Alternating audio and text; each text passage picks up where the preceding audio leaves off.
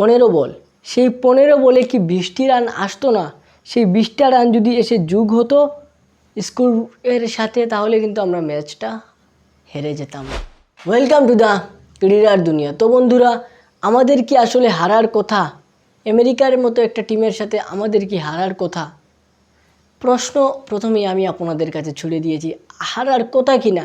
যেখানে মাশরাফি বিন মর্তুজা বলেছিলেন যে, যখন ওনাকে সাংবাদিকরা প্রশ্ন করেছিল যে আপনি কি মনে করেন বাংলাদেশের গ্রুপে এই দল আছে, আপনি কি মনে করেন বাংলাদেশ দল কতটা এগোতে পারবে? তখন আমাদের মাশরাফি বিন মর্তুজা বলেছিলেন যে এখানে আপনি নেদারল্যান্ডসের সাথে আয়ারল্যান্ডের সাথে যেসব খেলা ওইগুলো তো জিতা উচিত, নেপালের সাথে যে খেলা ওইগুলো তো জিতা উচিত।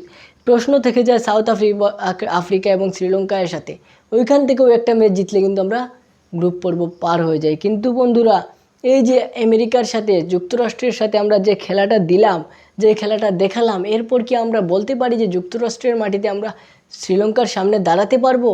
আয়ারল্যান্ড কিংবা স্কটল্যান্ডের সামনে দাঁড়াতে পারবো?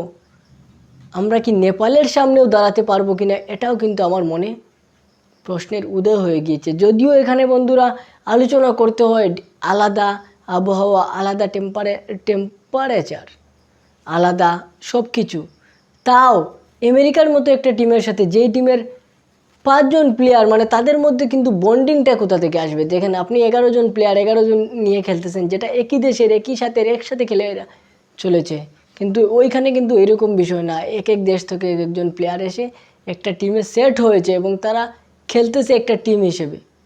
এবং বাংলাদেশের মতো একটা টপ ক্লাস টিম, যেগুলোকে আমরা ক্রিকেটের আপকামিং যে পরাশক্তি, বাংলাদেশকে কিন্তু সেই পরাশক্তি হিসেবেই বিবেচনা করে তারপরও আমরা হেরে গেলাম। বন্ধুরা, এখানে যদি আমি বলি যে এই ম্যাচ হারার আসল কারণটা কি, আমি আপনাদেরকে যদি বলি, আমাদের নাজমুল হোসেন শান্ত ক্যাপ্টেন হিসেবে উনি, বন্ধুরা নাজমুল হোসেন শান্ত ক্যাপ্টেন হিসেবে উনি 11 বলে 3 রান করলেন, 8টা বল 3 রান, 11 বলে 3 রান মাইনাস করে দেন, 8 বল, সেই 8 বলে কি 10 রান আসতে পারতো না?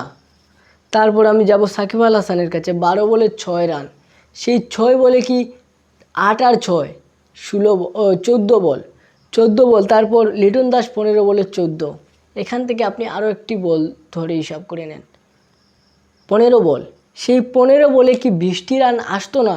সেই 20টা রান যদি এসে যোগ হতো স্কোরের সাথে, তাহলে কিন্তু আমরা ম্যাচটা হেরে যেতাম না, তাহলে কিন্তু আমরা জয়ী হয়েই ফিরতাম। আপনারা কি বলেন? এটাই কিন্তু আসল বিষয় আমার মনে হয়। আর আমাদের বোলাররা ছোট্ট একটা টার্গেট, এটা তারা পারে নাই ডিফেন্ড করতে। তো বন্ধুরা, আমার মনে হয় হারার এটাই আসল কারণ। আপনাদের কি মনে হয় অবশ্যই কমেন্টে জানিয়ে দেবেন। দেখা হচ্ছে নেক্সট ভিডিওতে। আজকের মতো বিদায়, ভালো থাকবেন, আসসালামু আলাইকুম।